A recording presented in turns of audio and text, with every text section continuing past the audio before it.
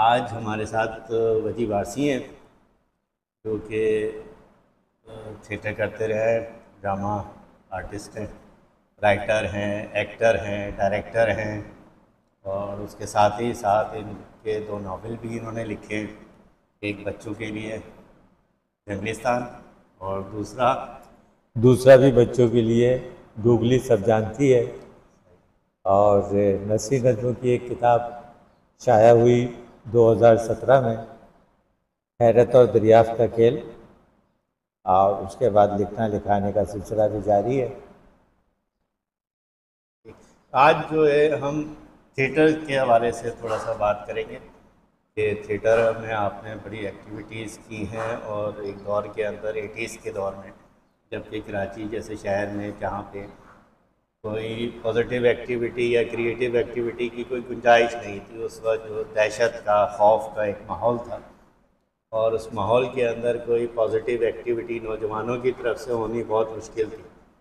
घर से निकलते हुए जो ना लोग डरते थे, माँ बाप अपने बच्चों को स्कूल या कॉलेज भेजते हुए डरते थे।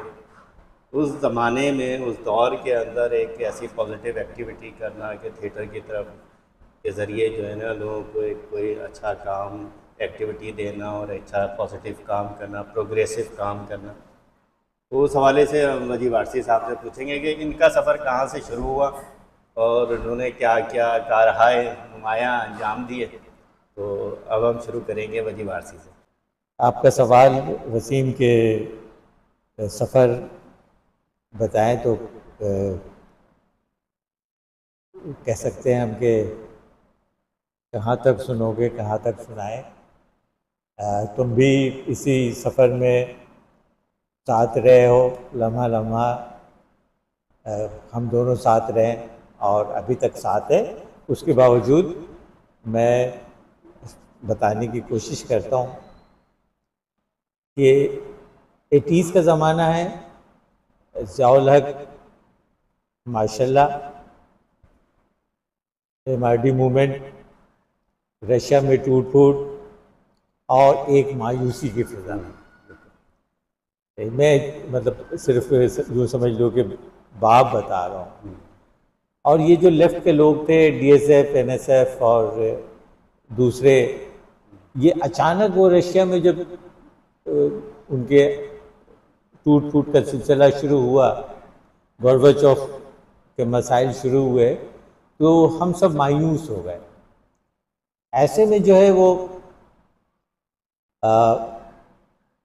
तुम, असगर नकवी, इकबाल खावर, राशिद फारूकी और बहुत सारे दोस्त थे, अली वगैरह वगैरह, तो आप लोगों ने थिएटर शुरू किया।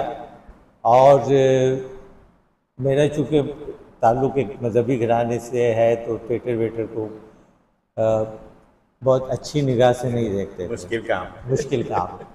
तो मैं आप लोगों को देखा करता था, और क्योंकि नज़रियाती तौर पे हम एक ही थे, नफसाती तौर पे भी हम एक थे, क्योंकि हम भी डिप्रेशन का शिकार थे, आप भी डिप्रेशन का शिकार थे। और शहर में की सूरत हाल कुछ इतनी अजीब थी। MQM का भी ज़माना है, वो MRD के मूवमेंट को ख़त्म करने का ज़माना भी है, धर पकड़, और पता नहीं उस ज़माने में क्या क्या कुछ हो रहा था। और मतलब एक ऐसे ड्रामे का ज़माना है वो कि उसमें हमारा ड्रामा करना सचमुच एक बड़ा कारनामा है। और वो भी शाह फैसल कॉलोनी जैसे इलाके से, जो कि MQM का किला समझा जाता था। और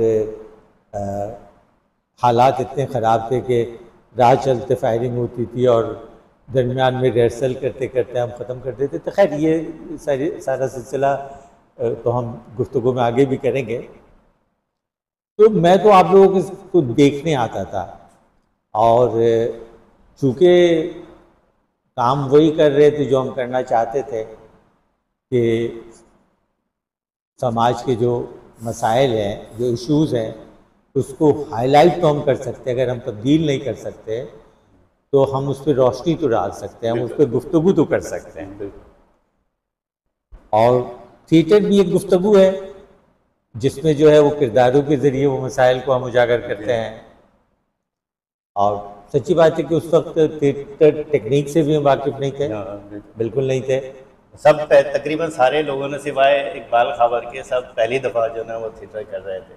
जी बिल्कुल ऐसे ही। अच्छा, उससे पहले थोड़ा सा मैं तारीख में जाऊं कि मैं जब 85 में कॉलेज 85-86 में कॉलेज ज्वाइन किया तो मेरा कॉलेज था नाज़ाबाद में, प्रीमियर कॉलेज। तो वहाँ मेरी मुलाकात होती है DSF के फारूक अहमद साहब। फारूक अहमद साहब जो अटलांटिस के मालिक भी है और डॉक्टर मंसूर के भतीजे हैं। तो उन्होंने मुझे पढ़ाना शुरू किया। मैं बिल्कुल जाहिल मुतलक था उस वक्त। मुझे दुनिया मतलब अपने कोर्स के अलावा मुझे निसाब के अलावा मुझे कुछ नहीं पढ़ना आता था। तो उन्होंने मुझे पढ़ना शुरू किया। तो लिटरेचर से एक उनसियत भी वहाँ से शुरू। अब थिएटर चूँकि लिटरेचर का एक हिस्सा है तो मैं जब देखने आता था तो मुझे बड़ा अच्छा लगता था।